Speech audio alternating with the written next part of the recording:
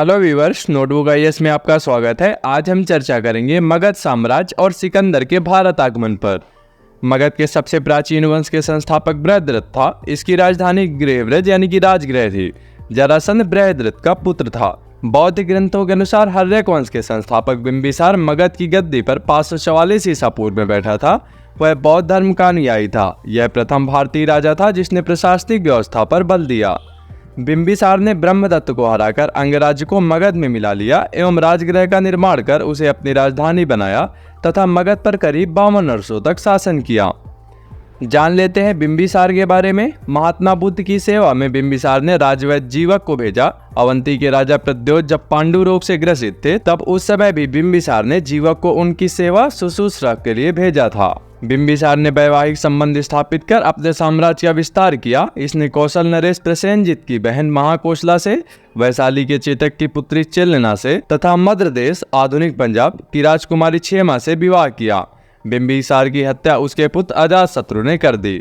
अब जान लेते हैं अजातशत्रु के बारे में। यह 493 ईसा पूर्व मगध की गद्दी पर बैठा। इसका उपनाम कुणिक था। यह प्रारंभ में जैन धर्म का अनुयायी था। इसने 32 वर्षों तक मगध पर शासन किया। इसके सुयोग्य मंत्री का नाम वर्षकार यानी कि वरसकार था। इसी की सहायता से अजातशत्रु ने वैशाली पर विजय प्राप्त की थी। 461 ईसा पूर्व में अपने पिता की हत्या कर उदयन मगध की गद्दी पर बैठा। उदयन ने पाटिल ग्राम की स्थापना की और यह जैन धर्म का अनुयायी था।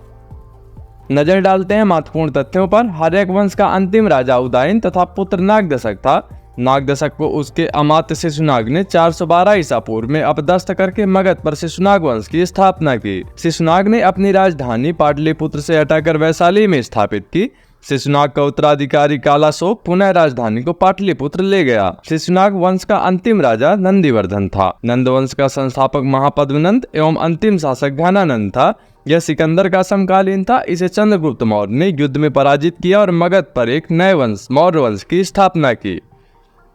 अब जान लेते हैं सिकंदर के बारे में। सिकंदर का जन्म 356 ईसा पूर्व में हुआ। इसके पिता का नाम फिलिप था। फिलिप 359 ईसा पूर्व में मकदूनिया का शासक बना। इसकी हत्या 329 ईसा पूर्व में कर दी गई थी। आपको बता दें कि सिकंदर अरस्तु का शिष्य था।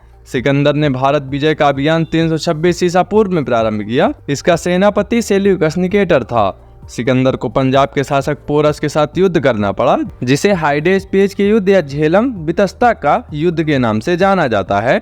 इसकी सेना ने ब्यास नदी के पश्चिमी तट पर पहुंचकर उसे पार करने से इनकार कर दिया। सिकंदर स्थल मार्ग द्वारा 325 ईसा पूर्व में भारत से लौटा और इसकी मृत्यु 323 ईसा पूर्व में बेबीलोन में 23 वर्ष की अवस्था में हो गई। ऐसे ही महत्वपूर्ण वीडियोज के लिए सब्सक्राइब करें हमारे YouTube चैनल नोटबुक आईएएस को।